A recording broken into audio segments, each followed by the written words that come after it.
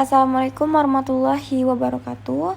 Pada kesempatan kali ini saya akan menjelaskan mengenai analisis K-Meals, yaitu metode yang digunakan untuk menilai tingkat kesehatan suatu bank. Nah, langsung saja. K-Meals terdiri dari 6 aspek penilaian, yaitu kapital atau permodalan, aset quality atau kualitas aset, manajemen, earning atau rentabilitas, liquidity atau likuiditas, dan sensitivity to market risk atau sensitivitas terhadap risiko pasar. Melalui keenam aspek tersebut, kondisi dan kinerja bank dapat dinilai secara menyeluruh. Slide kedua, apa itu analisis K-Meals? Analisis K-Meals merupakan kerangka penilaian kesehatan bank yang digunakan oleh regulator seperti OJK dan Bank Indonesia. Metode ini bertujuan untuk mengukur kondisi keuangan, kualitas pengelolaan, serta kemampuan bank dalam menghadapi berbagai risiko. Setiap huruf dalam K-Meals memiliki arti tersendiri. Nah, di sini ada C adalah capital adequacy yang menilai kecukupan modal bank, dan A adalah asset quality yang menilai kualitas aset dan kredit, M adalah manajemen yang menilai kualitas pengelolaan bank, dan E adalah earning yang mengukur kemampuan menghasilkan laba, dan L adalah liquidity yang menilai kemampuan bank memenuhi kewajibannya, dan S adalah sensitivity yang mengukur sensitivitas bank terhadap risiko pasar. Nah, selanjutnya ada slide ketiga, yaitu ada capital adequacy atau kecukupan modal ya. Jadi komponen pertama adalah capital adequacy atau kecukupan modal. Aspek ini digunakan untuk menilai kemampuan modal bank dalam menanggung risiko yang mungkin terjadi. Rasio yang digunakan adalah capital adequacy ratio atau CAR dengan rumus modal dibagi aktiva tertimbang menurut risiko, kemudian dikalikan 100%. Pada contoh yang ditampilkan, total modal bank sebesar 1 miliar rupiah dan total ATMR sebesar 10 miliar rupiah. Hasil perhitungan CAR adalah 10%. Karena nilainya berada di atas standar minimum 8%, maka kondisi permodalan bank dapat dinyatakan sehat. Semakin tinggi nilai CAR, semakin kuat kemampuan bank dalam menyerap potensi kerugian. Baik, di slide keempat ada aset quality atau kualitas aset. Komponen kedua adalah aset quality atau kualitas aset.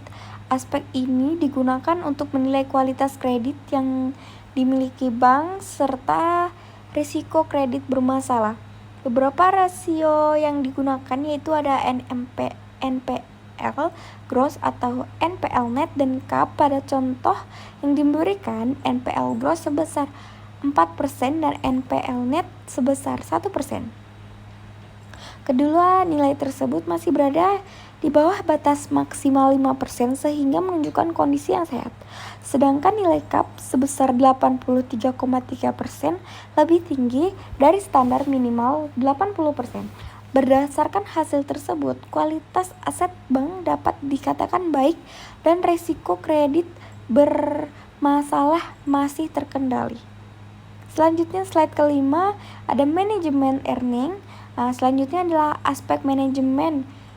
Berbeda dengan komponen lainnya nih, aspek ini lebih bersifat kualitatif. Penilaian dilakukan terhadap kepatuhan bank terhadap regulasi, penerapan manajemen risiko, struktur organisasi, kualitas sumber daya manusia, audit internal, serta transparansi laporan keuangan. Penilaian biasa dilakukan dengan self-assessment, good corporate.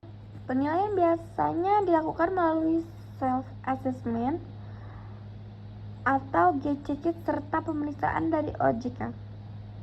Semakin baik tata kelola bank, maka semakin baik pula nilai manajemennya.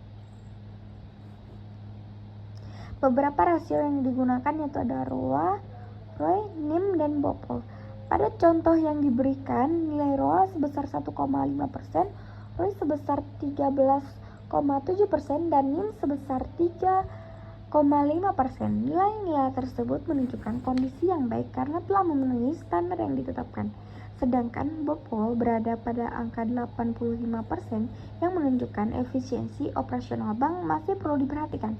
Secara umum, semakin tinggi laba dan semakin efisien operasional bank, maka semakin baik penilaian pada aspek earning. 6. Ada liquidity dan sensitivity liquidity. Komponen berikutnya adalah liquidity atau likuiditas. Aspek ini mengukur kemampuan bank dalam memenuhi kewajiban jangka pendeknya. Rasio ini digunakan antara lain LDR, LCR, dan NSFR. Pada contoh yang ditampilkan, nilai LDR sebesar 78,2%, LCR sebesar 120%, dan NSFR sebesar 110%. Seluruh nilai tersebut memenuhi standar yang ditetapkan sehingga kondisi likuiditas bank dapat dinyatakan secara sehat. Sensitivity selanjutnya adalah sensitivity to market risk atau sensitivitas terhadap risiko pasar. Aspek ini menilai kemampuan bank dalam menghadapi perubahan kondisi pasar seperti perubahan suku bunga, nilai tukar mata uang asing maupun harga instrumen keuangan. Indikator yang digunakan antara lain ada interest rate risk atau IRR, posisi devisa neto atau DPN, dan value at risk atau VaR. Berdasarkan contoh yang ada, seluruh indikator masih berada dalam batas yang aman sehingga risiko pasar dapat dikelola dengan baik oleh bank. Komposit. Jadi sebagai penutup dapat disimpulkan bahwa seluruh komponen Camils menunjukkan hasil yang baik. Nilai CAR sebesar 10% menunjukkan permodalan yang kuat. NPL growth sebesar 4% menunjukkan kualitas aset yang sehat. Aspek manajemen memperoleh penilaian baik. Rasio rentabilitas menunjukkan kemampuan bank dalam menghasilkan laba. Likuiditas juga berada dalam kondisi yang aman, serta risiko pasar dapat dikendalikan dengan baik. Berdasarkan hasil penilaian tersebut, tingkat kesehatan bank kemudian diklasifikasikan ke dalam peringkat komposit, yaitu PK1 sampai PK5. PK1 menunjukkan kondisi sangat sehat, PK2 sehat, PK3 cukup sehat, PK4 kurang sehat, dan PK5 tidak sehat. Dengan demikian, analisis Camils menjadi alat yang penting untuk menilai kesehatan dan stabilitas suatu bank secara menyeluruh. Sekian presentasi dari saya. Terima kasih atas perhatiannya.